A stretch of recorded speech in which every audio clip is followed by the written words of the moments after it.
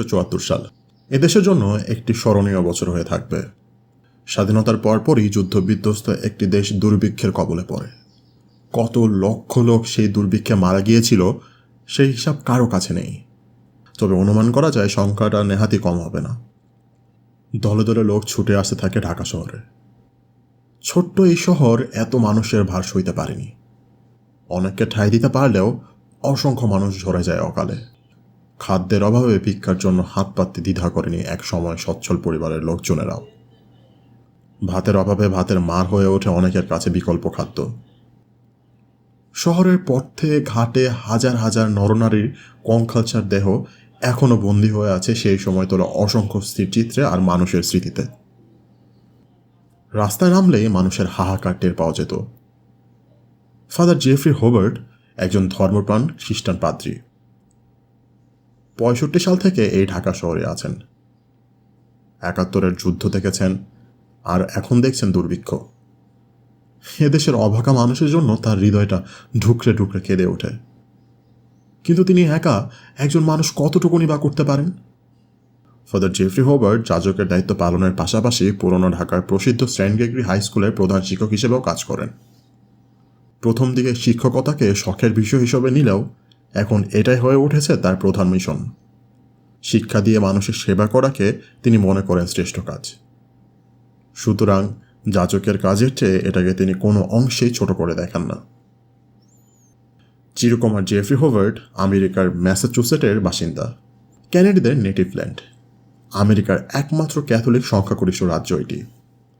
বাবা মা বেশ সচ্ছল হবার পরও মানুষের সেবা করবেন বলে যাজকের পেশা বেছে নিয়েছিলেন।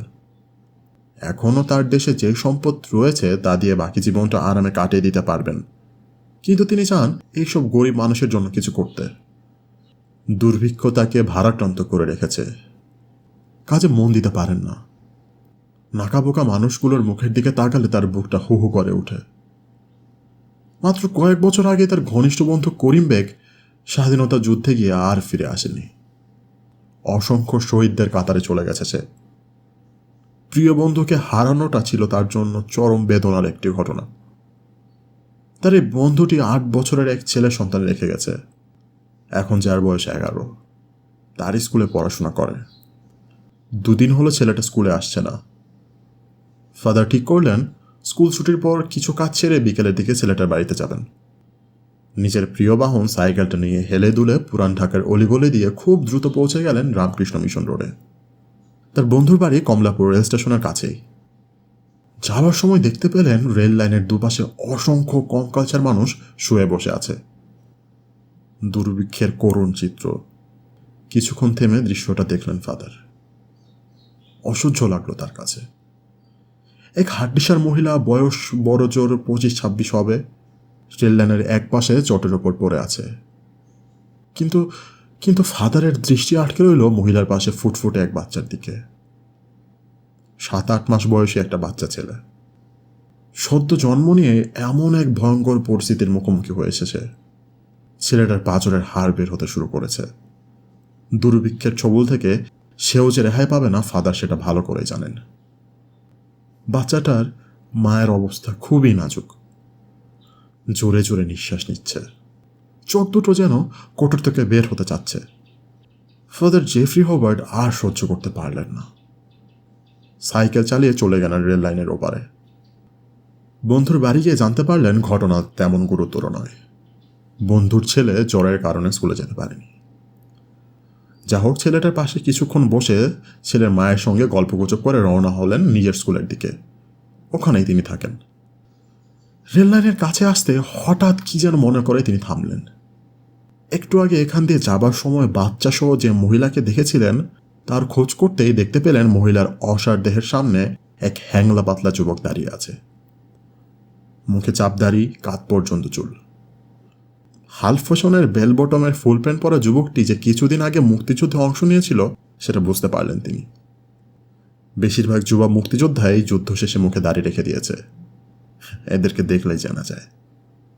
যুবকটির চোখে মুখে প্রচণ্ড ক্রোধ দেখে ফাদার হোবার্ট নিজের সাইকেলটা নিয়ে এগিয়ে গেলেন। ফাদারকে দেখে যুবকটি লাল টকটকে চোখে তাকালো। মুখে কিছু না বললেও ফাদার জেফ্রি হোবার্ট বুঝতে পারলেন বাচ্চাটার মা আর বেঁচে নেই। নীরব নিথর মায়ের দেহের পাশে ফুটফুটে বাচ্চাটা ফেল ফেল করে চেয়ে আছে, আর আপন মনে দুপা শূন্য লাথি মেরে যাচ্ছে। অবধ শিশু জানে না সে এতিম হয়ে গেছে। ওর বাবা কোথায়? ইংরেজি টানে স্পষ্ট বাংলায় বললেন ফাদার। দীর্ঘদিন এদেশে থাকার কারণে বেশ ভালোই রপ্ত করে ফেলেছেন ভাষাটি। কেডাই জানে কয়ে আছে? যুবকটি রেগেই বলল। স্থানীয় আঞ্চলিক ভাষায় বললেও ফাদারের বুঝতে অসুবিধা হলো না। এখন ওর কি হবে? জেফ্রি হবার্ট উদ্বিগ্ন হয়ে জানতে চাইলেন। জানি না, কিচ্ছু জানি না আমি। আমার জিজ্ঞাসেন কেন? যেন কারোর বিরুদ্ধে ক্ষোভ ছাড়ছে এমনভাবে বলল যুবকটি। হলা এইসব দেহনার লেগে দেশটা স্বাধীন করছিলাম নাকি? ফাদার আগে যুবকটির কাঁধে আলতো করে হাত রাখলে যুবক ঘুরে তাকালো তার দিকে। ক্রোধ চাপিয়ে এখন দু চোখ ভরে অশ্রু ছলছল করছে। অবোধ শিশুটির দিকে তাকিয়ে ফাদার জেফ্রি হোবার্টের বুকটা হাহাকার করে উঠল। সঙ্গে সঙ্গে কোলে তুলে নিলেন বাচ্চাটাকে। আমি একে নিয়ে যাব, কম্পিত কণ্ঠে বললেন ফাদার। যুবক ফেল ফেল করে চেয়ে রইল ফাদারের দিকে। নিয়ে যান ফাদার, অন্তত একজনের বাঁচান আপনি। আমার নিজের তো সালসুলা নাই, আমি তো এরে পালতে পারবো না। কথাটা বলেই দু চোখ মুছে যুবকটি হনহন করে চলে গেল। এই ঘটনাটি নিয়ে সেদিন রাতে একটা গান লিখে ফেলল সে। আর ফাদার জেফ্রি হোবার্ট নিজের ঘরে ফিরে এলেন জীবনের আরেকটা মিশন শুরু করার জন্য। স্কুল কম্পাউন্ডে ফাদারের বাসায় ঠাঁই পেল ছেলেটি। বেঁচে গেল দুর্ভিক্ষের ছবল থেকে। ছেলেটিকে ফাদার জনি বয় নামে ডাকত। কিন্তু স্কুলে ভর্তি করার সময় যখন এলো তখন একটা নাম রাখার প্রয়োজন দেখা দিল। অনেক ভেবেও ফাদার কোনো নাম ঠিক করতে পারলেন না। অবশেষে নাম রাখলেন নিজের প্রথম নাম জেফ্রি। কিন্তু একজন মুসলিম ছেলের নাম শুধু জেফ্রি হবে সেটা যেন ফাদারের মনপুত হলো না। অবশেষে নিজের প্রিয় বন্ধু টাইটেল বেক মিলিয়ে রাখলেন জেফ্রি বেক। সিদ্দিকী সাহেব নিজের অফিস থেকে আজ তাড়াতাড়ি ফিরে এসেছেন। সাধারণত অফিস থেকে ফিরতে ফিরতে তার অনেক রাত হয়ে যায়। কাছে সে প্রতিদিনই ঢাকা ক্লাব যান। তার সামাজিক জীবন বলতে এখন এই ক্লাব জীবনটাই। কিন্তু আজ তিনি ক্লাবে যেতে পারবেন না। সত্যি বলতে কি, আগামী দুদিন তিনি যেতে পারবেন না ওখানে। তাতে অবশ্য তার মনে কোনো আফসোস নেই, বরং বিরাট একটা দুশ্চিন্তা থেকে মুক্ত হওয়াতে বেশ নির্ভর লাগছে। কি যে ঝামেলায় পড়ে গিয়েছিলেন ভাবাই যায় না। লেখক জাহিদ রহমান যখন নিজ ঘরে খুন হয়েছেন, তার ছেলে কিনা তখন লেখকের বাড়ির বাইরে দাঁড়িয়েছিল। শুধু কি তাই, পুলিশের কাছে ধরা খেয়ে থানা হাজতে পর্যন্ত যেতে হয়েছে তাকে। সিদ্দিকী সাহেব খুব দ্রুত থানা থেকে তাকে ছাড়িয়ে না আনলে কি যে হতো ভাবতেই তার গা শিউরে উঠল। কিন্তু থানা থেকে শুধু ছাড়িয়ে আনলেই যে ঝামেলা থেকে মুক্ত হওয়া যাবে না সেটা সিদ্দিকী সাহেব খুব ভালো করে জানতেন। সেজন্য স্বয়ং স্বরাষ্ট্রমন্ত্রীকে দিয়ে থানার রেকর্ড থেকে ছেলে গ্রেফতার হওয়ার প্রমাণ যেমন রাখেননি, সেই সঙ্গে যে পুলিশ অফিসার তাকে গ্রেফতার করেছিল তার মুখ বন্ধ করার ব্যবস্থাও নিয়েছেন। অবশ্য কাজটা করতে তাকে খুব বেশি বেগ পেতে হয়নি। তবে আর একটু দেরি হলে সব ওলট পালট হয়ে যেত। ধানমন্ডি থানার ইন্সপেক্টর এলাহি নওয়াজ ভালো মতোই সব সামলেছেন। সিদ্দিকী সাহেবের জন্য তার উপর খুবই খুশি। লোকটা খুব কাজের, তার কথা তিনি মনে রাখবেন। অমূল্যবাবু আবার অসাধ্য সাধন করেছেন। নিজের কারিশমা দেখিয়ে লোকটা সব ব্যবস্থা করে ফেলেছেন জাদুর মতো। সিদ্দিকী সাহেবের মতো ক্ষমতাধর ব্যক্তিও অমূল্যবাবুর ক্ষমতায় মুগ্ধ। শাওয়ার থেকে বের হয়ে এক প্যাক হুইস্কি খেয়ে নিলেন তিনি। ব্যাগট্যাগ সব গুছিয়ে রাখা হয়েছে। বিকাল 5:30টায় তার ফ্লাইট, ঢাকা থেকে ডিরেক্ট বোম্বে। ঘড়িতে সময় দেখলেন চৌধুরী ইমরান আহমেদ সিদ্দিকী। 4টা। 4:30টায় বিমানবন্দরের দিকে রওনা দিবেন তিনি। হাতে এখনও আধ ঘন্টা সময় আছে। ড্রয়িং রুমের সোফায় বসে টিভিটা ছেড়ে দিলেন। সব চ্যানেলেই একটাই খবর, জনপ্রিয় লেখক জাহিদ রহমান খুন হয়েছেন। অন্য কোনো চ্যানেলে না গিয়ে স্বদেশ টিভি নামের একটি চ্যানেলে সুইচ করলেন খবর দেখার জন্য। এই চ্যানেলটি তার কাছে বিশেষ প্রিয় হবার কারণ খুবই সহজ, কারণ চ্যানেলটির 55% মালিকানা তার নিজের। তার মানে তিনি এই চ্যানেলের সর্বেসর্বা। এ সময় তার মোবাইল ফোনটা বিপ করে উঠলে একটু বিরক্তই হলেন তিনি। ডিসপ্লেতে নাম্বারটা দেখে সঙ্গে সঙ্গে কল রিসিভ করলেন। হ্যাঁ, কি হয়েছে? বললেন সিই সিদ্দিকী। স্যার, একটা জরুরি প্রয়োজন আপনাকে ফোন করলাম, খুবই জরুরি, খুব। ওপাশ থেকে সিদ্দিকী সাহেবের সমস্ত ব্যবসা প্রতিষ্ঠানের জেনারেল ম্যানেজার রাইসুল আনাম শিকদার উদ্বিগ্ন কণ্ঠে বলল, তুমি জানো না একটু পর আমার ফ্লাইট? সিদ্দিকী সাহেবের কণ্ঠে বিরক্তি। যা বলার সংক্ষেপে বলো। সরি স্যার, আমি এক্সট্রিমলি সরি স্যার, স্বদেশ টিভির মহাপরিচালক ইকরাম সাহেব ফোন দিয়েছিলেন, ম্যানেজার বলল। তো কি হয়েছে, কি বললেন উনি? স্যার, উনি আপনার সাথে সরাসরি কথা বলতে চাচ্ছেন। আমি ওনাকে বলেছি একটু পর আপনার ফ্লাইট আছে, তারপরে ভদ্রলোক খুব চাপাচাপি করলেন। তবে আপনি যদি বলেন আমি নিজে কথা বলে দেখতে পারি। একটু ভাবলেন সিদ্দিকী সাহেব। আচ্ছা, এক্ষুনি ফোন করতে বলো, আমার হাতে বেশি সময় নেই। ম্যানেজারের সাথে কথা শেষ হবার মিনিট খানেক পরই স্বদেশ টিভির মহাপরিচালক ইকরাম সাহেবের কাছ থেকে একটা কল পেলেন সিদ্দিকী সাহেব। ভদ্রলোক খুব বেশি সময় নিলেন না। সংক্ষেপে যা বললেন তাতে সিদ্দিকী সাহেবের কপালে বেশ কয়েকটি ভাঁজ পড়ে গেল। নতুন একটা সমস্যার আবির্ভাব হলেও এই যাত্রায় অনেকটাই ভাগ্যের জোরে সিদ্দিকী সাহেব পার পেয়ে গেছেন। তাকে কিছু করতে হয়নি, যা করার স্বদেশ টিভির মহাপরিচালকই করেছেন। লোকটা কাণ্ডজ্ঞানের প্রশংসা করলেন মনে মনে। এই কাজে পুরস্কার তাকে দেওয়া হবে। ঘড়ির দিকে তাকিয়ে দেখলেন 4:30 বাজতে আর মাত্র 5 মিনিট বাকি। উঠে দাঁড়ালেন, সময় হয়েছে রওনা দেবার। লেখক জায়েদ রেহমানের হত্যাকাণ্ডের দিনটি যদি ইলেকট্রনিক মিডিয়ার কাছে থাকে, তাহলে পরের দিনটি নিঃসন্দেহে প্রিন্ট মিডিয়ার। সবগুলো জাতীয় দৈনিকের হেডলাইন টাইটেলে ঠাঁই পেয়েছে লেখক জায়েদ রেহমানের হত্যাকাণ্ড। এক একজন এক একভাবে তুলে ধরল জায়েদ রেহমানের হত্যাকাণ্ডের ঘটনাটি। সবার মধ্যে একটা প্রবণতা ছিল, গতকাল ইলেকট্রনিক মিডিয়ায় যেসব খবর বের হয়েছে তার চেয়ে ভিন্ন কিছু দিতে হবে।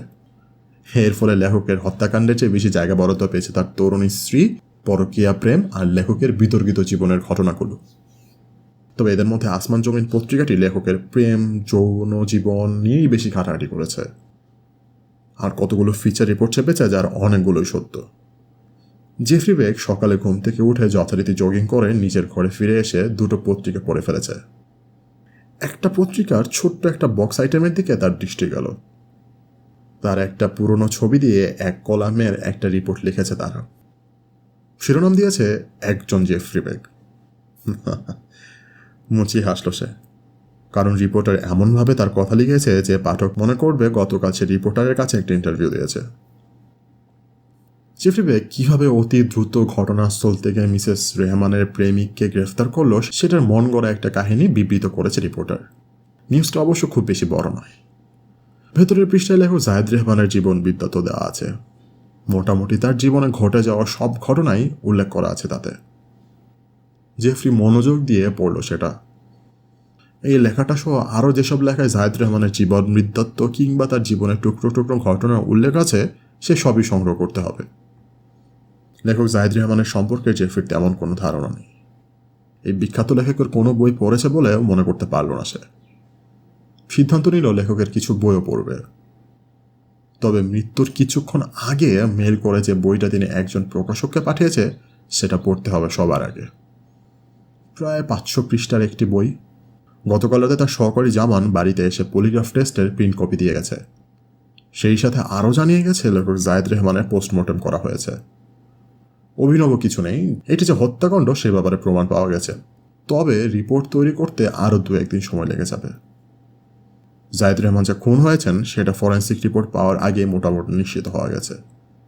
তারপরেও জেফরির মনে হচ্ছে কোথাও যেন একটা সমস্যা আছে।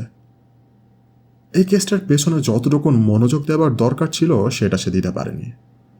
অথচ পরিহাসের বিষয় হলো এটাই এখন পর্যন্ত তার ক্যারিয়ারের সবচাইতে দ্রুত সমাধান করা কেস। অন্তত সবাই সেরকমই মনে করছে। নাটকীয়ভাবে দ্রুততার সাথে সব কিছু ঘটে যাওয়াতে এই হত্যাকাণ্ডের অনেক কিছুই জেফরির চোখে এড়িয়ে গেছে। পুরো বিষয়টা ভালো করে খতিয়ে দেখতে হবে আরও। কেসটা নিয়ে ধীরস্থিরভাবে ভাবতে শুরু করার আগে ভালো করে 1 কাপ গরম চা বানিয়ে নিল সে। চায়ের কাপে চুমুক দিয়ে নিজেকে যতটা সম্ভব ধীরস্থির করে পুরো ব্যাপারটা খতিয়ে দেখল। এ পর্যন্ত সে যা জানে তার মধ্যে অসঙ্গতিগুলো কি এবং সেটা কতটা শক্তিশালী। প্রথম অসঙ্গতি পলিগ্রাফ টেস্টের ফলাফল। হোমিসাইড ডিপার্টমেন্টে এখন পর্যন্ত পলিগ্রাফ টেস্টের ফলাফল নেগেটিভ হয়নি, কিন্তু এই ঘটনায় আশ্চর্য রকমে সেটা নেগেটিভ। অবশ্য তার বস ফারুক সাহেব এটাকে তেমন আমলে নিতে চাচ্ছেন না। দ্বিতীয় অসঙ্গতিটা হচ্ছে ল্যাপটপ নিয়ে। হাউস নার্সের কথা যদি ঠিক হয় তাহলে একজন চলৎ শক্তির মানুষ কিভাবে তার নাগালের বাইরে থাকা কফি টেবিলের উপর রাখা ল্যাপটপটা থেকে মেল করলো। অনেকদিন আগে জেফ্রি একটা হলিউড ছবি দেখেছিল, নামটা অবশ্য এ মুহূর্তে সে মনে করতে পারল না। সারা ছবিতে প্রধান চরিত্রটি অন্ধ হলেও শেষে দেখা যায় সে আসলে অন্ধ নয়, অন্ধ হবার ভান করেছিল কেবল। আর সেই সুযোগে একের পর এক হত্যাকাণ্ড ঘটিয়ে যায় সন্ধ্যের ঊর্ধ্বে থেকে। মুচকি হেসে ফেলল জেফ্রি। লেখক জায়েদ রেহমানের বেলায় এমন কিছু হয়েছে বলে বিশ্বাস করতে পারল না।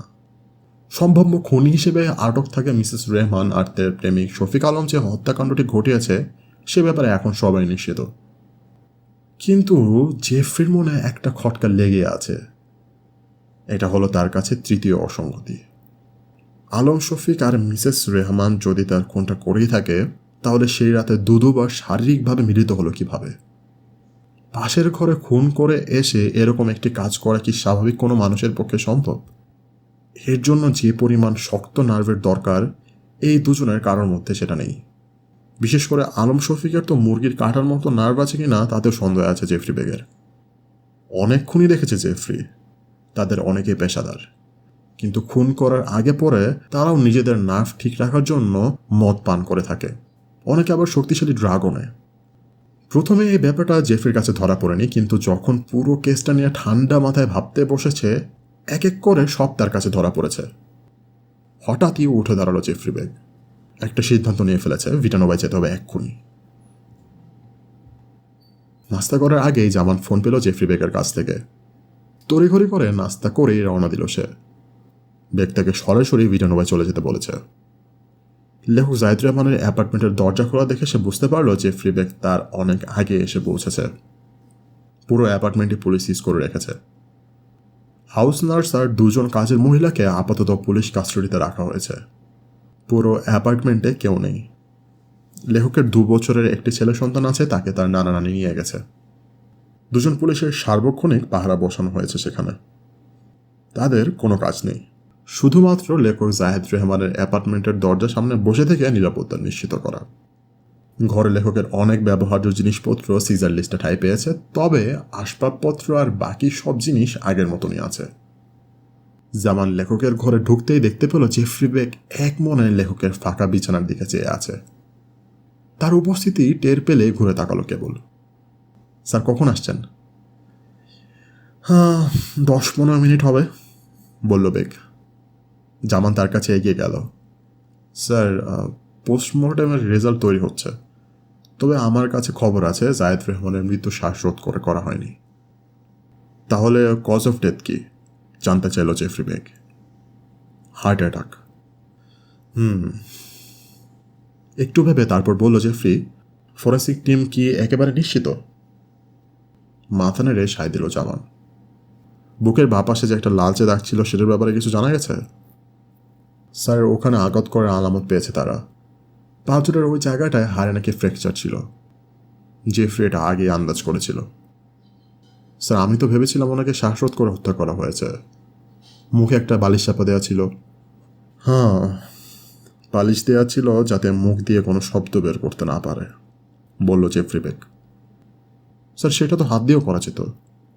বালিশ দিয়ে করলে কাজটা তো অনেক সহজ হয়। যুক্তিটা জুৎসই বলেই মনে হলো জামানের কাছে, কিন্তু মিসেস রেহমান আর তার প্রেমিক এত বড় একটা ভুল করলো কেন? তারা তো কাজ শেষে বালিশটা মুখ থেকে সরিয়ে ফেলতে পারত, এমনভাবে রাখতে পারতো যাতে মনে হয় জায়েদ রহমান ঘুমের মধ্যে মারা গেছেন। Natural death. আমরা সবাই ভুল করি জামান। যেভাবে পরিকল্পনা করা হয় সেভাবে সব ঠিকঠাক মতো করা যাবে এটা ভাবছো কেন? হয়তো নার্ভাস হয়ে তারাও কিছু ভুল করেছে। এমনও হতে পারে তারা সব কিছু ঠিকঠাক করার আগে অপ্রত্যাশিতভাবে পুলিশ এসে পড়লে তালগোল পাকিয়ে ফেলেছে। আমার অবশ্য সেরকমই কিছু মনে হচ্ছে, জেফ্রি বলল। তাহলে স্যার, ল্যাপটপের ব্যাপারটা? সেটাতেই তো সবচেয়ে বড় খটকা।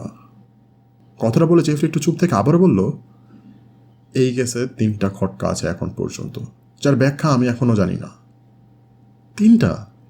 অবাক হলো জামান। আমি তো স্যার ভেবেছিলাম শুধু ল্যাপটপের ব্যাপারটাই। আর স্যার, বাকি দুটো কি? পলিগ্রাফ টেস্টের রেজাল্ট, ওদের ভাইটাল কোয়েশ্চেনগুলোর জবাবগুলো কিন্তু একদম সঠিক। কিন্তু ফারুক স্যার যে বললেন এটা তেমন কোনো জামানার কথার মাঝখানে বাধা দিয়ে জেফরি বলল, টেকনিক্যালি ওনার কথা ঠিকই, পলিগ্রাফ টেস্ট একবারে আমাদের নিজেদের সুবিধার্থে করা হয়ে থাকে। এটা আমাদেরকে ইন্টারোগেশন করতে সাহায্য করে, এছাড়া আর কিছু না। স্যার তাহলে এই প্রথম পলিগ্রাফ টেস্টের ফলাফল এরকম হলো, এটাই আমাকে ভাবাচ্ছে। তবে এটা তেমন বড় কোনো কারণ নয়। স্যার এর চেয়েও বড় কারণ আছে।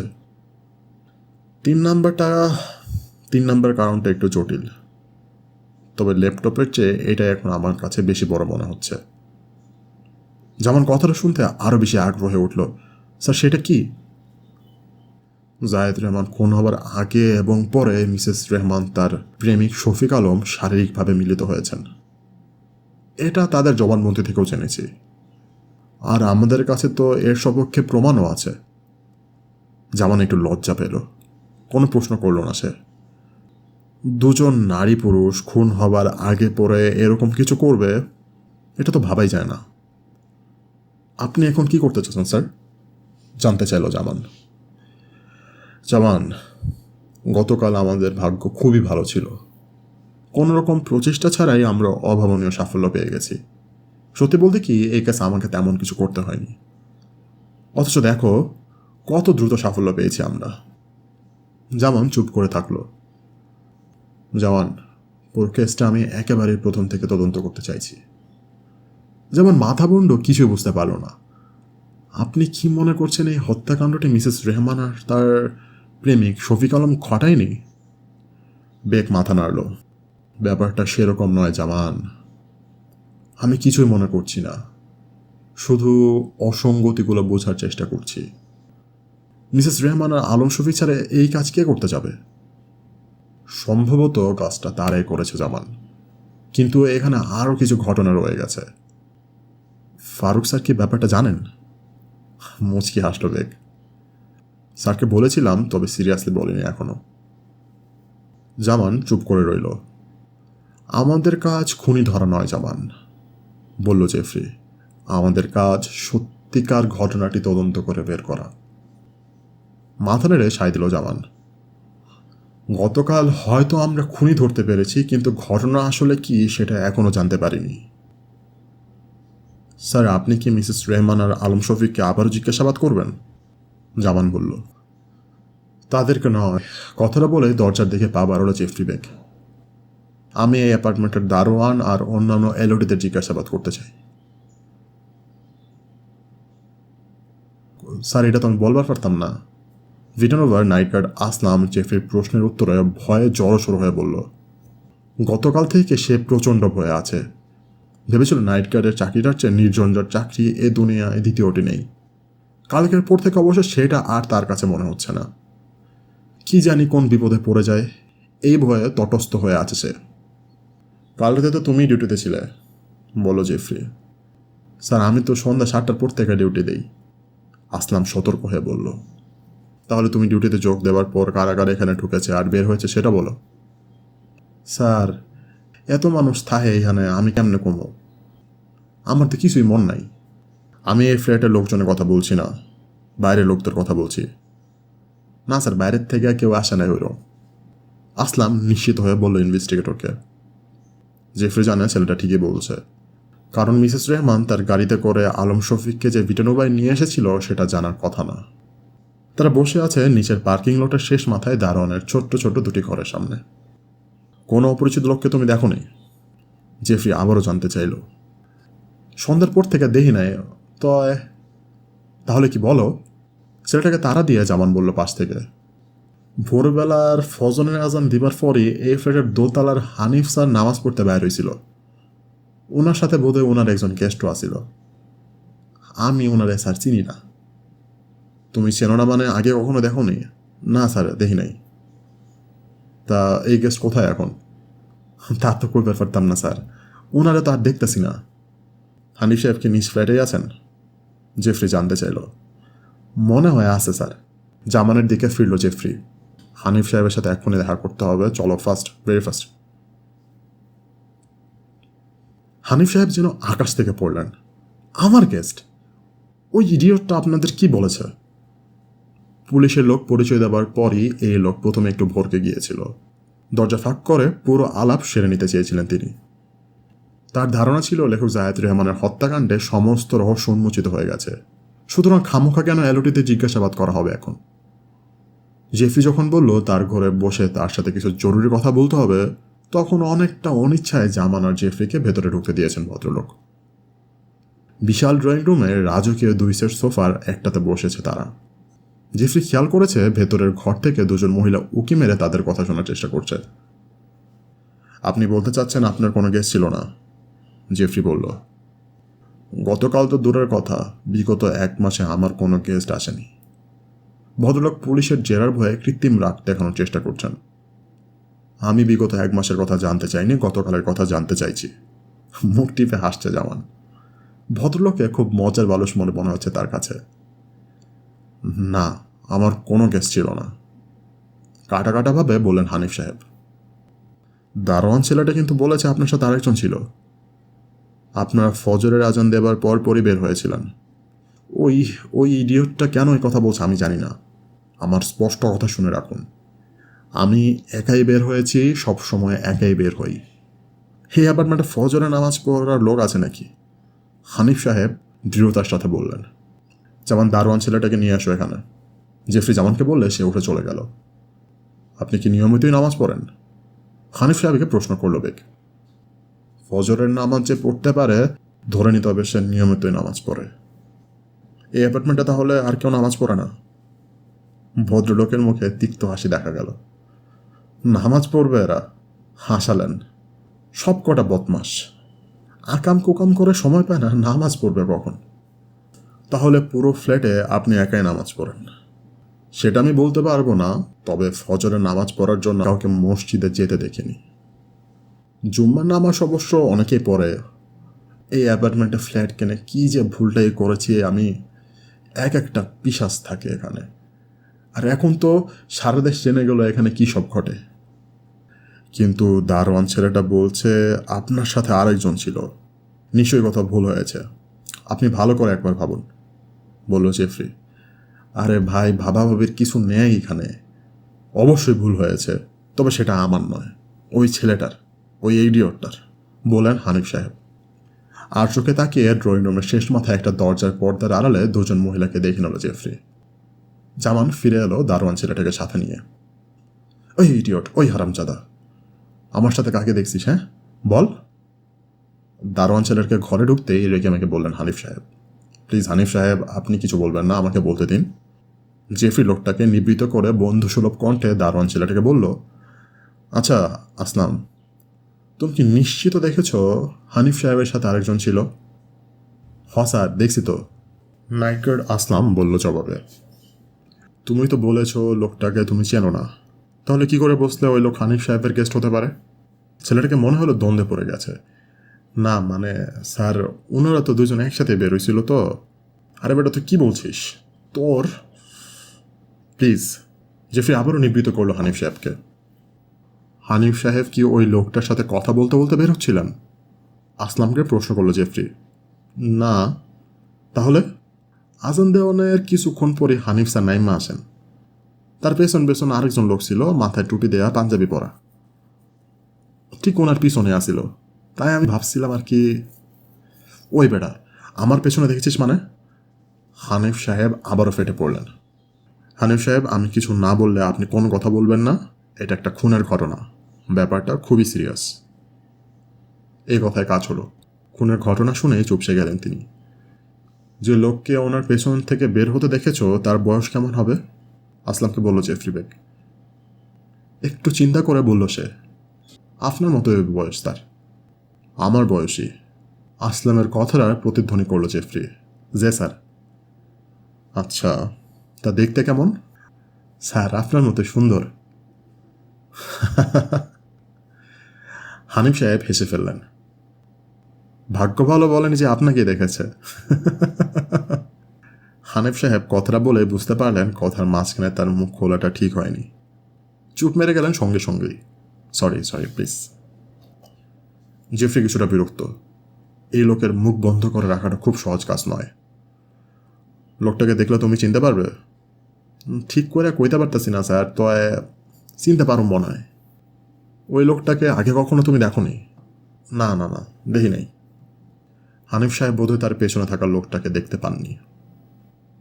উনি ঘুম থেকে মাত্র উঠছিল মনে হয়। দুই চোখ তখনও ডুলডুল করতেছেন।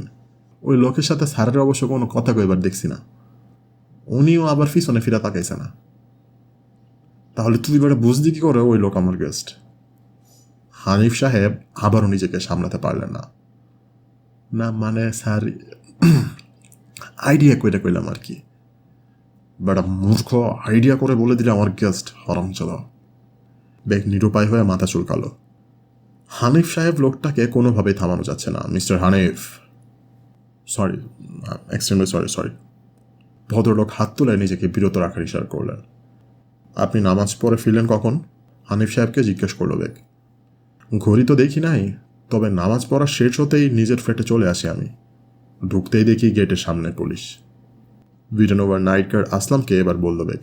উনি যখন ফিরে এলেন তুমি সেটা দেখোনি? না স্যার, তখন তো গেটে পুলিশ আসিল, তার আমার ভেতরে বসায় রাখছিল। হেললেগা উনি কখন ঢুকছে আমি সেটা কইতে পারতাম না। এক অজ্ঞাত যুবক ফজরের আজান দেবার পরপরই হানিফ সাহেবের পেছন পেছন নামাজ পড়তে বের হয়ে গেছে। যাকে এই অ্যাপার্টমেন্টটা দারোয়ান চেনে না, আগে কখনো দেখেনি।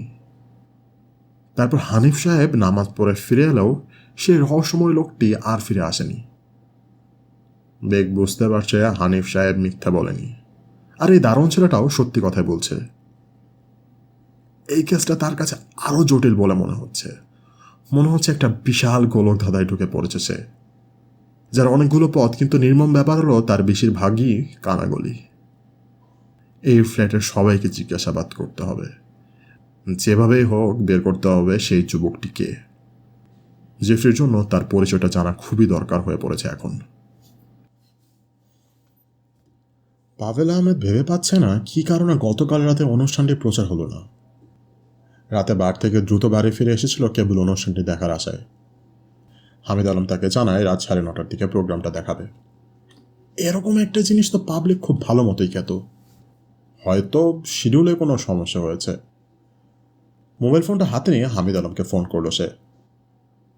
আচ্ছা, তোমাদের চ্যানেলের প্রোগ্রামটা গেল না কেন? পাভেল আহমেদ জানতে চাইল হামিদ আলমের কাছে। সেটা তো বুঝতে পারতেছি না। নিউজ প্রডিউসারকে জিজ্ঞেস করেছিলাম, উনি যা বললেন তাতে তো মনে হচ্ছে প্রোগ্রামটা আর যাবে না। বুঝলাম না, কি বলতে চাচ্ছ তুমি? আমিও তো কিছু বুঝতে পারতেছি না, হামিদ আলম বলল। নিউজ প্রডিউসার আমাকে ডেকে নিয়ে বলেছে ওই ইন্টারভিউর কথা যেন কারোর সাথে আলাপ না করি, আর তোমার পাওনা বাকি 25,000 টাকা আজই দিয়ে দেবে তারা। আমি কিন্তু কিছু বুঝতে পারতেছি না। পাভেল আহমেদ অবশ্য কিছু একটা বুঝতে পারল। একটা স্কুপের গন্ধ পাচ্ছে সে। আমার বিক্রি করার দরকার ছিল, আমি বিক্রি করে দিয়েছি। এখন তোমরা প্রচার করবে নাকি ডাস্টবিনে ফেলে দেবে সেটা তোমাদের ব্যাপার। তাহলে আমার বাকি টাকাটা কখন দিচ্ছ? সন্ধ্যার পর। কালকে যেখানে বসেছিলাম সেখানেই? সেখানেই, হামিদ আলম বলল। কাল সন্ধ্যার পর তারা দুজন বসেছিল লা ডিপ্লোমেট বারে। পাভেল আহমেদ ফোন রেখে ভাবতে লাগলো। দীর্ঘদিন ক্রাইম রিপোর্টারের কাজ করে সে অন্তত এতটুকু বুঝতে পারছে ব্যাপারটা অনুসন্ধান করলে কিছু একটা পাওয়া যাবে হয়তো। 50,000 টাকায় বিক্রি করে ভেবেছিল বেশ লাভ হয়েছে, কিন্তু এখন তার মনে হচ্ছে ওটার মূল্য আরও বেশি। ইনভেস্টিগেটর জেফরি বেকার জামান একটা কফি শপের এক কোণে বসে আছে। ভিটানোভা থেকে কাজ ছেড়ে সোজা এখানে চলে এসেছে তারা। ওখানকার অন্য অ্যালোটিদের জিজ্ঞাসাবাদ করে তারা নিশ্চিত হয়েছে গতকাল তাদের কারোরই কোনো কেস ছিল না। দারোয়ান ছেলেটার বর্ণনা অনুযায়ী কোনো যুবক তারা গতকাল দেখেওনি। স্যার, এমনও তো হতে পারে কোনো অ্যালোটির গেস্ট ঠিকই এসেছিল, কিন্তু জাহিদ সাহেবের হত্যাকাণ্ডের কথা শুনে সবাই ভয়ে কেটে পড়েছে। এখন ভয়ে আর সেটা স্বীকার করতে চাচ্ছে না কেউ। আমাদের দেশের মানুষ তো পুলিশকে ঠিক আস্থায় নিতে পারে না। ওরা মনে করে থাকতে পারে এতে করে খামোখায় ঝামেলায় জড়িয়ে পড়বে। বেগ মাথা নাড়িয়ে সায় দিল। ফজরের আজানের পর হানিফ সাহেব যখন নামাজ পড়ার জন্য বের হলেন তখনও জায়েদ সাহেবের খুন হওয়ার কথা কেউ জানত না। নামাজ শেষে ফিরে এসে হানিফ সাহেব ভিটানোভায় ঢুকতে গিয়ে জানতে পারলেন কিছু একটা হয়েছে। তোমার কথা যদি ঠিক হয় তাহলে ধরে নিতে হবে ওই অজ্ঞাত যুবক জানতো জায়েদ রহমান খুন হয়েছেন, সেজন্যই ভিটানোভা থেকে বের হয়ে সে আর ফিরে আসেনি। সেই সাথে এটাও ধরে নিতে হবে তাকে আশ্রয় দিয়েছে এই অ্যাপার্টমেন্টেরই কোনো লোক। ব্যাপারটা তো আরও জট পাকিয়ে যাচ্ছে জামান। তা ঠিক বলছেন স্যার। তবে স্যার, আপনি কি মনে করেন মিসেস রেহমান আর শফিক সাহেব ছাড়াও অন্য কেউ এই খুনের সাথে জড়িত থাকতে পারে? এটা আমার আগেও মনে হয়েছে জামান। ধানমন্ডি থানার ইন্সপেক্টর এলআই সাহেব এক ছেলেকে ভিটানোভার সামনে সন্দেহজনকভাবে দাঁড়িয়ে থাকতে দেখেছিল। ছেলেটাকে ধরতে পারেনি সে, কিন্তু তারও মনে হয়েছিল ছেলেটা কোনো অঘটন ঘটানোর উদ্দেশ্যে এখানে দাঁড়িয়েছিল। জেফরি একটু অন্যমনস্ক হয়ে থেমে গেল। স্যার, আলম শফিক কি আরও কয়েকজনকে নিয়ে এই কাজটা করেছে? একটু ভেবে মাথা নেড়ে সায় দিল বেগ। তা হতে পারে স্যার, জামান বললে জেফরি অন্যমনস্কতা কাটিয়ে উঠে তার দিকে তাকালো। আপনি মনে হয় নিশ্চিত করতে পারছেন না কোনটা মিসেস রেহমান আর শফিক আলম করেছে। বেগ চুপ করে থাকলো। আগামীকাল আসামি দুজনকে পুলিশ রিমান্ডে নেওয়া হবে। একটু অপেক্ষা করেই দেখুন না পুলিশের কাছে আলম শফিক আর ওই মহিলা কোনো ধরনের স্বীকারোক্তিমূলক জবানবন্দি দেয় কিনা। তাদেরকে আগামীকালে রিমান্ডে নেওয়া হবে? তোমাকে কে বললো এটা? লেখকের ছোট ভাই সাইদ রেহমান আজ সকালে তার ভাইয়ের হত্যাকাণ্ডের জন্য থানায় কেস করেছেন। পুলিশ এখন সেই কেসে তাদেরকে রিমান্ডে নেবে। অবশ্য সাইদ রেহমানের ভাই কেস না করলে পুলিশ নিজেই বাদী হয়ে মামলা করত। আচ্ছা, তাহলে দেখা যাক পুলিশের কাছে তারা কি বলে। বেগ কথাটা বলে আবারও অন্যমনস্ক হয়ে গেল। স্যার, একটা কথা বলবো? জামানের দিকে ফিরে তাকালো বেগ। বলো। এই কেসের তদন্তে আপনি যা করার করেছেন। দুজন সন্দেহভাজনকে ধরেছেন, এখন বাকিটা না হয় পুলিশের উপরই ছেড়ে দিন। ওদের কাছে তো আপনি যথেষ্ট প্রমাণ আর আলামত তুলে দিয়েছেন। এখন ওরা খুব সহজেই কেসের ফয়সালা করে দিতে পারবে। কিন্তু আমার কেন জানি মনে হচ্ছে পুলিশ এই কেসটা নিয়ে হিমশিম খাবে। আমরা এখন পর্যন্ত যা জানি তার চেয়ে কেসটা অনেক বেশি জটিল আর কঠিন বলে মনে হচ্ছে। জামানের কাছে অবশ্য কেসটা জটিল বলে মনে হচ্ছে না, তবে কিছু বলল না সে। অসঙ্গতিগুলো দূর না করে কিভাবে সন্তুষ্ট হই যে কেসটা সলভ হয়েছে? বেগ বলল, স্যার, এখন পর্যন্ত আমাদের কাছে যেসব প্রমাণ আর আলামত আছে তা দিয়ে আদালতে আসামিদের খুব সহজে কনভিক্টেড করা যাবে। জেফরিকে আশ্বস্ত করার জন্য বলল জামান। তা হয়তো যাবে, কিন্তু হোমিসাইড ডিপার্টমেন্টের কাজ হচ্ছে সুষ্ঠু তদন্ত করা। আদালতে কি হবে না হবে সেটা আমাদের দেখার বিষয় নয়। জামান আর কোনো তর্কে গেল না। আমি এই কেসটা নিয়ে এখনও পুরোপুরি সন্তুষ্ট হতে পারছি না। কফির মগে একটা চুমুক দিল জেফরি। যে কোনো হত্যাকাণ্ডের তদন্তের মূল কাজ আসলে দুটো। কে বা কারা খুন করেছে সেটা বের করার পাশাপাশি কিভাবে খুন করেছে সেটাও বের করতে হয়। আমরা হয়তো খুনিদেরকে চিহ্নিত করতে পেরেছি, কিন্তু তারা কিভাবে কাজটা করছে সেটা এখনো জানি না। ঠিক আছে, পুলিশ রিমান্ড পর্যন্ত আমরা অপেক্ষা করি না হয় স্যার, বলল জামান। জেফরির মোবাইলটা বিপ করে উঠলে সে পকেট থেকে সেটা বের করে দেখলো একটা মেসেজ এসেছে। ওপেন করলো সেটা। Forgive me. তিক্ত মুখে ফোনটা পকেটে রেখে দিল সে। এবার এইসব মেসেজ তাকে দুদণ্ড শান্তি তো দিতেই পাচ্ছে না, বরং দগদগে গায়ে নতুন করে আঘাত দিয়ে যাচ্ছে। স্যার, কোনো সমস্যা? জেফরির মুড অফ হতে দেখে জামান বলল, না, কোনো সমস্যা না। ছোট্ট করে বলল সে। গত পরশুর এবার কাবিন হয়ে গেছে। এখনও তাকে যখন তখন মেসেজ করে যাচ্ছে। ব্যাপারটা জেফরির কাছে মোটেই ভালো লাগছে না। এ পর্যন্ত অনেকগুলো মেসেজ পাঠালেও জেফরি একটারও জবাব দেয়নি। দেয়ারই বা কি আছে? কি বলবে সে? স্যার, জামানের কথায় অন্যমনস্কতা কাটিয়ে উঠল জেফরি। বলো। আপনি কি জায়েদ রহমানের মেইলে করা বইটা পড়েছেন? হ্যাঁ, প্রথম দিকের কয়েকটা পৃষ্ঠা পড়েছি। আমি স্যার অনেকটুকু পড়েছি। মানে, ওনার দ্বিতীয় স্ত্রীর ব্যাপারে উনি এমন কিছু কথা লিখেছেন যা পড়লে বুঝতে পারবেন উনি নিজেও মহিলাকে সন্দেহ করতেন। জেফরি একটু কৌতূহলী হয়ে উঠল। কীরকম? জায়েদ রেহমান আশঙ্কা করেছিলেন তার দ্বিতীয় স্ত্রী বর্ষা তাকে মেরে ফেলার ষড়যন্ত্র করছে। তাই নাকি? জি স্যার। তার উপর স্যার এই বইটা অনেকটা কনফেশনের মতন, অনেক কিছুই তিনি স্বীকার করে গেছেন। বইটা প্রকাশ হলে কিন্তু স্যার বেশ বিতর্কের সৃষ্টি হবে। জামান ছেলেটা যে বেশ বইটই পড়ে সেটা জেফরি জানে, কিন্তু বাড়িতে বসে বই পড়ার মতো মনের অবস্থা নেই তার। আচ্ছা, তুমি বইটার যেসব জায়গায় এরকম তথ্য আছে সেগুলো হাইলাইটস করে আমাকে দিতে পারবে? অবশ্যই পারবো স্যার। Thanks lot sir. বইটাও কিন্তু স্যার প্রমাণ করে মিসেস রেহমান আর তার প্রেমিকে খুনটা করেছে। মাথা নেড়ে সায় দিল জেফরি। তবে বইটা বের হলে লেখকের অনেক অজানা কথা জানা যাবে। উনি অনেক বিষয়ই খোলামেলাভাবে স্বীকার করেছেন, যেমন যেমন বিশেষ করে নারী ঘটিত ব্যাপারগুলো। যদিও অনেকেই সেসব কাহিনী জানি, তারপরও তিনি নিজে বিস্তারিতভাবে সেগুলো স্বীকার করেছেন। এজন্য নিজে অনুতপ্ত হবার কথা বলেছেন বারবার। তা হতে পারে জীবনের অন্তিম অবস্থায় এসে অনেকেরই এরকম বোধোদয় ঘটে, বলল বেগ। তবে কোনো বাঙালি লেখক এরকম স্বীকারোক্তিমূলক কিছু করে গেছেন কিনা তার আত্মজীবনীতে, সেটা বোধহয় বিরল। স্যার, বইটা কি আবেদ আলী সাহেব প্রকাশ করবেন? আমি তো তাকে এ ব্যাপারে মুখ খুলতে বারণ করে দিয়েছি।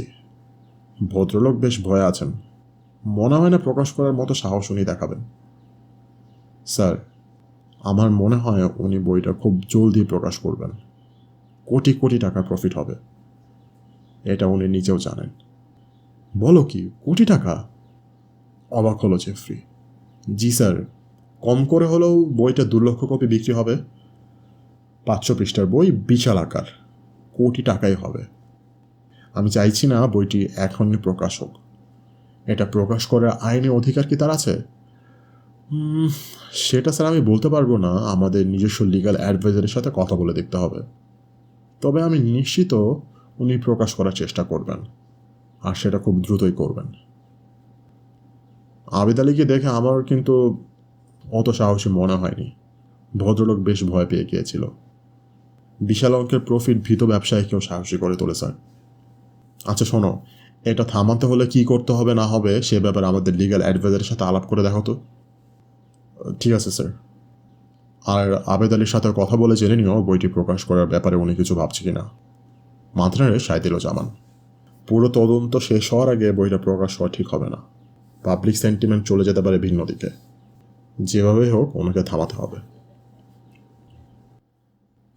আবেদ আলী আবারও ভয়ে অস্থির হয়ে উঠেছে, তবে ভয়ে নয়, বিশাল অঙ্কের মুনাফার কথা ভেবে। লেখক জায়েদ রহমানের পাঠানো নতুন বইটা সারা রাত জেগে জেগে অনেকখানি পড়ে ফেলেছে সে। বই তো নয়, যেন আস্ত বোমা। এই বোমাটা যখন ফাটবে সারা দেশ কেঁপে উঠবে। এভাবে আর কোনো বাঙালি লেখক নিজের জীবনের সব কথা অকপটে স্বীকার করেছে বলে মনে করতে পারল না সে। এই বই শুধু লেখক জায়েদ রহমানের ভক্তরাই কিনবে না, তার চরম শত্রু আর তার লেখা যারা অপছন্দ করে তারাও কিনবে। আবেদ আলী এ ব্যাপারে একেবারেই নিশ্চিত। জায়েদ রহমানের সর্বোচ্চ বিক্রি হওয়া বইটি 1 লাখ কপির মতো বিক্রি হয়েছে। আবেদ আলীর ধারণা, এই নতুন বইটা যদি এক্ষুনি প্রকাশ করা হয় তাহলে 3-4 লাখ কপি কয়েক মাসে শেষ হয়ে যাবে। কোটি কোটি টাকার ব্যাপার। দেরি করা যাবে না, একবারেই এক্ষুনি সিদ্ধান্ত নিতে হবে। আর সেজন্যই পরামর্শ নিতে সবচাইতে ঘনিষ্ঠ বন্ধু কবি হামিদ কায়সারকে ডেকে নিয়ে এসেছে নিজের প্রকাশনা অফিসে। আচ্ছা, আইনি ঝামেলা আছে কিনা বুঝতে পারছি না, আবেদ আলী তার বন্ধুকে বলল। সেটা কি রকম? জানতে চাইল লম্বা দাড়ি আর বাবরি চুলের কবি। হোমসেট থেকে আমাকে এ ব্যাপারে কোনো কিছু না বলার জন্য বলে দেওয়া হয়েছে। আর এখন যদি প্রকাশ করি। আহা, আপনি খামোকায় ভয় পাচ্ছেন। এরকম একটা রেডি আর হটকেক পাণ্ডুলিপি হাতে পেয়ে এখনও বসে আছেন। কিসের আইনি ঝামেলা? জায়েদ রহমানের খুন হবার আগে আপনাকে মেল করে গেছে এটা। এমনকি কাকে উৎসর্গ করবেন, এর সত্য কে পাবে সবই তো বলে দিয়েছেন। সমস্যা কোথায়? কিন্তু ইমেলের কি আইনি কোনো ভিত্তি আছে? ঠিক আছে, সেটার জন্য আমরা কোনো লিগ্যাল অ্যাডভাইজার নিতে পারি। আপনি চাইলে এখনই আমি আমার এক ব্যারিস্টার বন্ধুকে ফোন করে এ বিষয়ে পরামর্শ নিতে পারি। আবেদ আলী আগ্রহী হয়ে উঠল। ডেস্কে রাখা ল্যান্ডফোনটা বাড়িয়ে দিল কবি হামিদ কায়সারের দিকে। প্লিজ এক্ষুনি করুন। ফোনটা হাতে তুলে নিতেই রিং হবার শব্দ শোনা গেলে হামিদ কায়সার প্রথমে বুঝতে না পারলেও একটু পর বুঝতে পারল আবেদ আলীর মোবাইল ফোনটা বাজছে। তার মোবাইলে নস্টালজিয়া নামের রিংটোন সেট করা আছে। এই টোনটা একেবারেই পুরনো দিনের ল্যান্ডফোনের রিংয়ের মতো। কলটা রিসিভ করল আবেদ আলী। জি বলছি। হ্যাঁ আচ্ছা। মুখটা ফ্যাকাশে হয়ে গেল আবেদ আলীর। তার সামনে বসে থাকা কবি হামিদ কায়সার ব্রু তুলে জানতে চাইলে আবেদ আলী মোবাইল ফোনটা একটু সরিয়ে ফিসফিস করে বলল, হোমিসাইড থেকে ফোন দিয়েছে। কিছুক্ষণ ওপাশের কথা শুনে গেল আবেদ আলী। জায়েদ আমাকে এই বইটা বের করার জন্য স্পষ্ট তাগিদ দিয়ে গেছে। এখন তো বন্ধুর প্রতি আমারও তো একটা কর্তব্য আছে নাকি? না, এখনও সিদ্ধান্ত নেইনি। বলতে পারছি না। হুম। না, আমি আমার লিগ্যাল অ্যাডভাইজারের সাথে কথা বলে আপনাকে জানাচ্ছি। না, আমি এখন কিছু বলতে পারছি না। কবি হামিদ কায়সার মাথা নেড়ে সায় দিল। আচ্ছা ঠিক আছে, আমি জানাবো। কি বলল? আবেদ আলী ফোনটা রাখতেই কবি জানতে চাইল।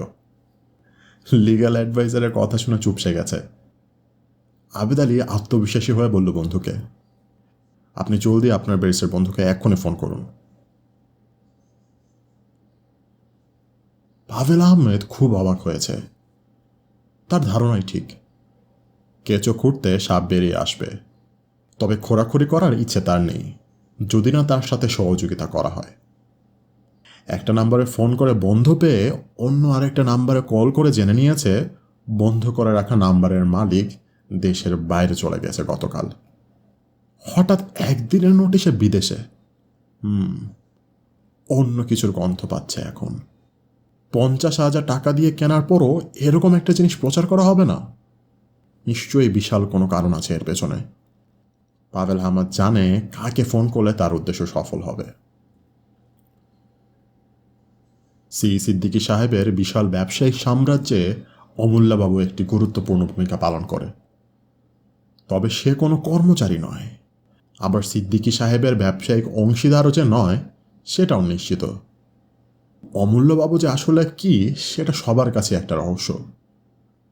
সিদ্দিকী সাহেবের সমস্ত কর্মচারীরা অমূল্যবাবুকে বেশ সমীহের চোখে দেখে থাকে। তারা জানে সিদ্দিকী সাহেবের উপর এই লোকের অপরিসীম প্রভাব রয়েছে। সিদ্দিকী সাহেব দেশের বাইরে গেছেন 2-3 দিনের জন্য। তবে কোথায় গেছেন সেটা কেবল জানে অমূল্যবাবু, কারণ সেই সমস্ত ব্যবস্থা করে দিয়েছে। সিদ্দিকী সাহেবের অবর্তমানে অমূল্যবাবু যে সব দেখাশোনা করে সেটা রীতিতে পরিণত হয়েছে।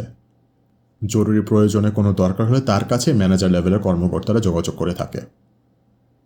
সিদ্দিকী সাহেবের সমস্ত ব্যবসায়িক কর্মকাণ্ড যেখান থেকে পরিচালিত হয় সেই হেড অফিসের 10 তলায় অমূল্যবাবুর একটি প্রাইভেট রুম আছে।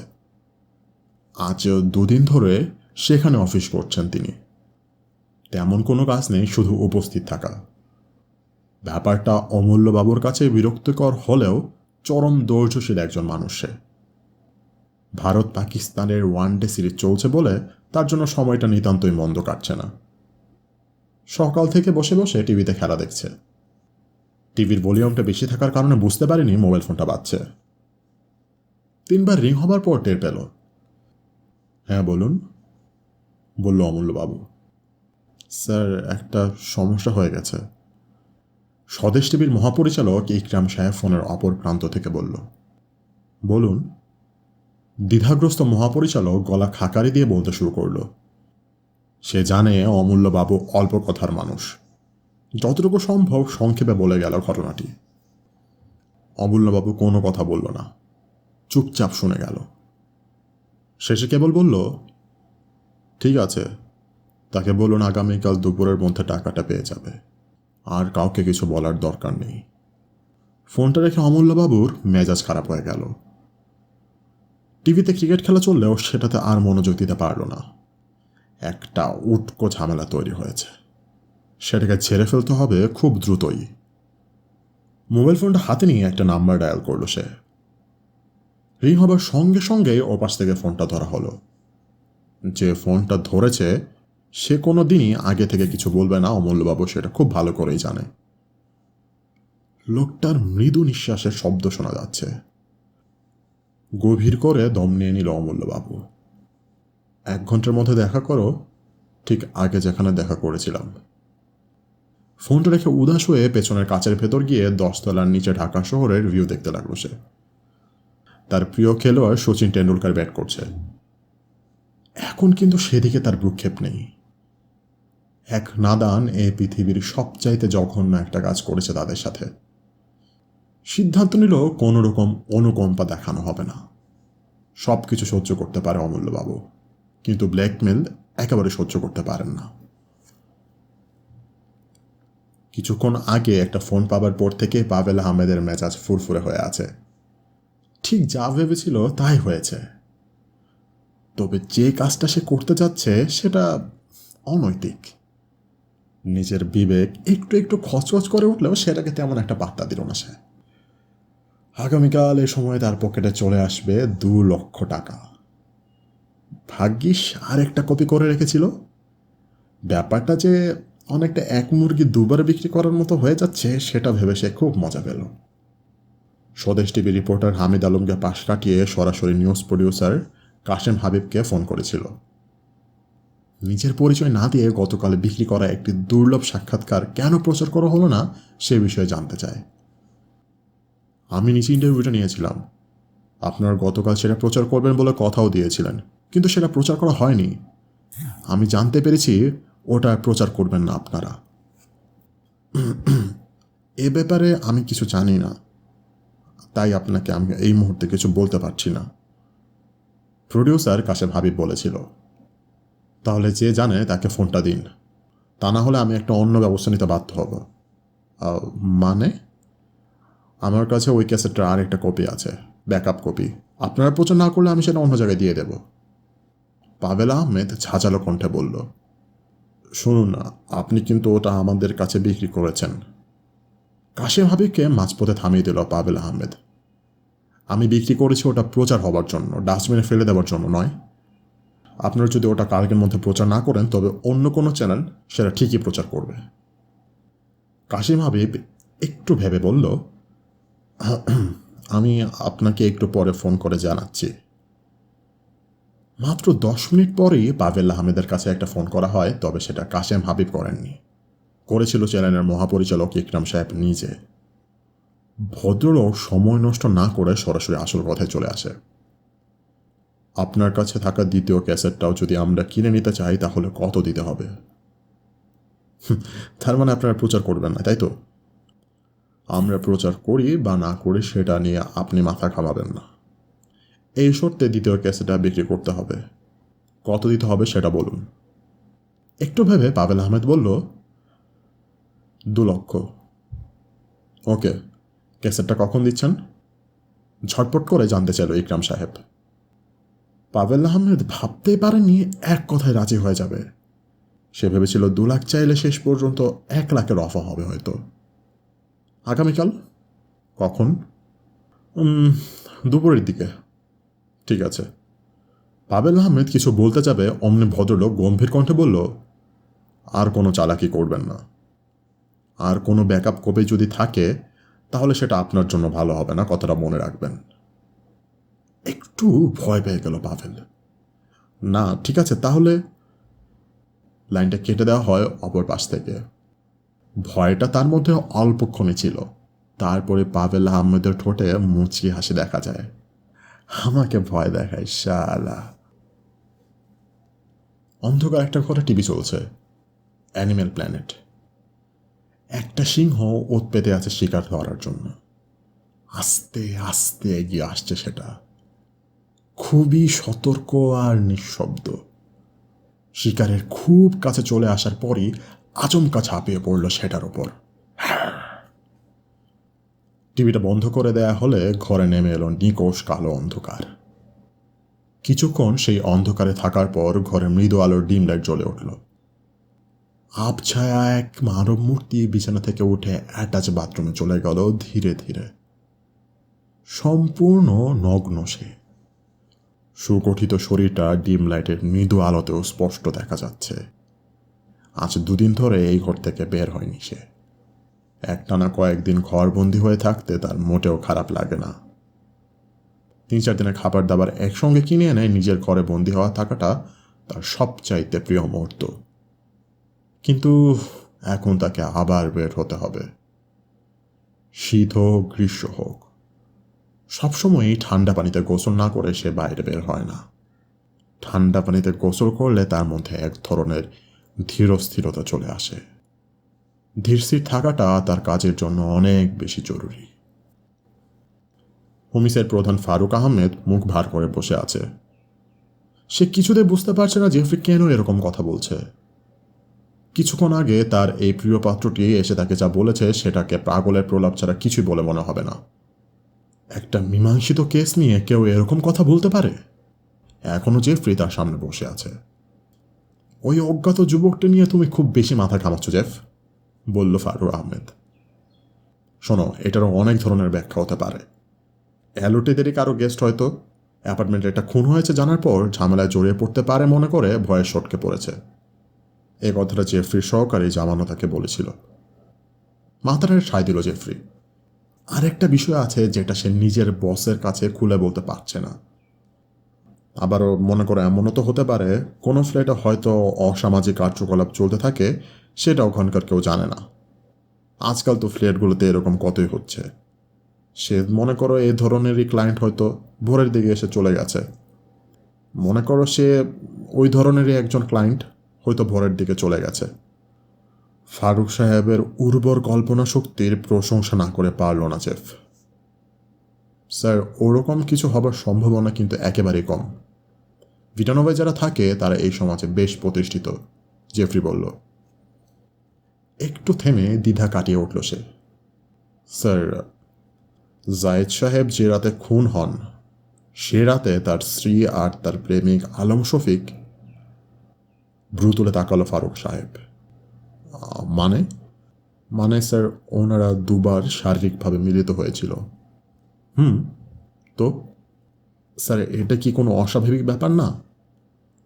ফারুক আহমেদ এবার ভ্রু কুঁচকে ফেলল। অস্বাভাবিক কেন? আচ্ছা, তোমার কাছেই বা এরকম কেন মনে হচ্ছে? জেফরি বেগ মুশকিলে পড়ে গেল। এরকম একটি ব্যাপার নিজের বসের সামনে খোলামেলা আলোচনা করাটা তার জন্য যথেষ্ট বিব্রতকর। তবে সাহায্যের জন্য ফারুক আহমেদ এগিয়ে এলো। আহা জেফ, তুমি লজ্জা পাচ্ছ কেন? খুলে বলো। স্যার, ব্যাপারটা প্রথমে আমার কাছে গুরুত্ব পায়নি, কিন্তু এখন মনে হচ্ছে এটা স্বাভাবিক না। খুন করার পরিকল্পনা করে কেউ কি এসব করবে? একটু চুপ থেকে ফারুক সাহেব বলল, তা হয়তো করবে না। তাহলে বুঝুন। মানে সাধারণ হয়তো বা কেউ করবে না, কিন্তু কিন্তু কি স্যার? সাইকোপ্যাথদের ব্যাপারে এরকম কাজ করা অসম্ভব নয় কিন্তু জেফ। উফ, মনে মনে বিরক্ত হলো জেফরি। তার এই স্যার মাঝে মধ্যে খুবই হাস্যকর কথা বলে। স্যার, আপনি কি মনে করছেন ওনারা দুজনই সাইকোপ্যাথ? না, ঠিক তা বলছি না, তবে তারা দুজন যে স্বাভাবিক নয় সেটা তো মানবে। স্বাভাবিক মানুষ ঠান্ডা মাথায় খুন খারাপি করতে পারে না। আশা হলো জেফ। ব্যাখ্যাটা তার মনপুত হচ্ছে না। ব্যাপারটা ফারুক সাহেবও হয়তো বুঝতে পারল। শোনো জেফ, খুন হবার সাথে তারা অনেকটা সময় একসাথে ছিল তো? মাথা নেড়ে সায় দিল বেগ। 3-4 ঘন্টার মতো। 3-4 ঘন্টা? এই 3-4 ঘন্টার মধ্যে দুজন নারী পুরুষের মধ্যে সেরকম কিছু হতেই পারে। এই জন্য অবশ্য তাদেরকে সাইকোপ্যাথ ভাবাটাও ঠিক হবে না। কথাটা বলেই হেসে ফেলল সে। কিন্তু খুন হবার পরেও তারা আরেকবার মিলিত হয়েছিল। এটা কি অস্বাভাবিক না? একটু চিন্তায় পড়ে গেল হোমিসের প্রধান। স্যার, আপনার কথা আমি মেনে নিচ্ছি, তারপরও আমি চাইছি একটু ভালোভাবে তদন্ত করে বিষয়টা পরিষ্কার করে নিতে। ভালোভাবে? এর চেয়েও ভালোভাবে এদেশে আর কোনো তদন্ত হয়েছে কিনা আমি জানি না। কত দ্রুত আসামি ধরা হলো একেবারে ক্রাইম সিন থেকে, সবই তো পরিষ্কার। এ ঘটনার আর কি বা বাকি আছে? স্যার, আমি কেবল কিছু অসঙ্গতি দূর করে নিতে চাইছি। অসঙ্গতি? ফারুক সাহেব যেন আপন মনে কথাটা বলল। পলিগ্রাফ টেস্টের কথাটা বাদই দিলাম। একবার ভেবে দেখুন, জায়েদ রেহমান যখন খুন হচ্ছেন তখন তার অ্যাপার্টমেন্টের বাইরে এক যুবককে পুলিশ সন্দেহজনকভাবে ঘোরাঘুরি করতে দেখে। ছেলেটাকে অবশ্য পুলিশ ধরতে না পারলেও সেই সূত্রে কিন্তু ভিটানোভায় পুলিশ খোঁজ নিতে গিয়ে এই ঘটনাটি আবিষ্কার করে। তারপর ভোরবেলায় এক অজ্ঞাত যুবক অ্যাপার্টমেন্ট ভবন থেকে সটকে পড়ল। তার চেয়েও বড় কথা, জায়েদ সাহেব খুন হবার ঠিক কিছুক্ষণ আগে একজনকে মেল করে গেছেন এমন একটি ল্যাপটপ থেকে যেটা কিনা তার হাতের নাগালের বাইরে ছিল। এতগুলো অসঙ্গতি দূর না করে এই তদন্ত শেষ হয় কিভাবে? ফারুক সাহেব কিছুক্ষণ চুপ করে থাকল। ওকে, তোমার যদি মনে হয় কেসটা আরও তদন্ত করতে হবে তুমি সেটা করতে পারো, কিন্তু সপ্রশ্ন দৃষ্টিতে তাকালো জেফরি বেগ। সেটা যেন কেউ জানতে না পারে। অফিসিয়ালি এই তদন্ত এখন আমাদের জন্য ক্লোজড হয়ে গেছে। পুলিশকে আমরা সব তথ্য উপাত্ত আর আলামত দিয়ে দিয়েছি। যদি তুমি নতুন কোনো ক্লু পাও শুধু আমাকে জানাবে, আর কাউকেই না। তারপর আমি সেটা ভেবে দেখব কি করা যায়। শর্তটা মেনে নিল জেফরি। ঠিক আছে স্যার, অসংখ্য ধন্যবাদ। উঠে দাঁড়ালো সে। দরজার দিকে পা বাড়াতেই পেছন থেকে ফারুক আহমেদ বলল, ব্যাপারটা নিয়ে খুব বেশি সময় নষ্ট করো না। মনে রাখবে কেসটা এখন পুলিশ দেখছে। কোনো কথা বলল না জেফরি বেগ, শুধু মাথা নেড়ে সাই দিয়ে বের হয়ে গেল ঘর থেকে।